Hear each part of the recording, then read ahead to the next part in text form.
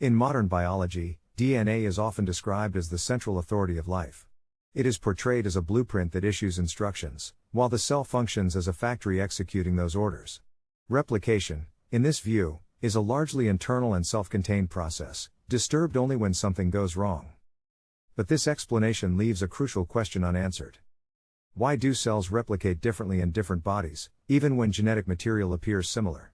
Why do some organisms maintain orderly cellular copies under pressure, while others accumulate subtle defects without obvious genetic damage? An alternative framework begins by shifting attention away from DNA itself and toward the environment in which DNA operates. In this view, DNA does not command replication. It participates in it. The quality of replication is not dictated solely by code, but by the condition of the cellular interior that surrounds and supports that code. When the body is under sustained stress, the disturbance is not abstract. Stress alters the physical and energetic conditions inside cells. Protein organization becomes less stable. Internal signaling becomes noisy. The structured medium that supports biological order begins to lose coherence. DNA does not fail because it lacks information. It struggles because the environment no longer provides the conditions required for clean organization. Replication, from this perspective, is not something a cell is ordered to do. It is something a cell allows when internal conditions permit.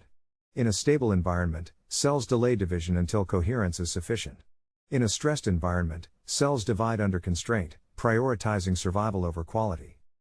The copies produced in such conditions are not grossly defective. They are subtly compromised. Their structure reflects the environment in which they were formed.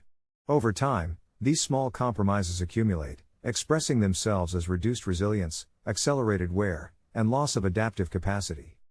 This process is often mistaken for aging itself. But aging, in this framework, is not a clock. It is the long-term consequence of replication under degraded conditions. This is where certain non-synthetic biological substances become relevant. Plant-derived extracts, formed through prolonged interaction with light, water, soil, and natural rhythms, carry organized biological structure. They are not simply collections of chemicals. They embody conditions. When introduced into the body, such substances do not issue instructions to cells. They modify the internal environment. They reduce noise. They stabilize the medium in which biological processes unfold. Cells do not become obedient. They become autonomous. Replication improves not because DNA is corrected, but because the environment no longer interferes with the cell's intrinsic capacity to organize itself intelligently. From this perspective, the central question is not what DNA encodes, but what conditions it faces. In a stressed body, DNA faces an environment that cannot support clean replication. In a coherent body, DNA faces conditions that allow fidelity to emerge naturally. The future of biological integrity does not lie in controlling the code more aggressively. It lies in restoring the conditions that allow life to copy itself wisely.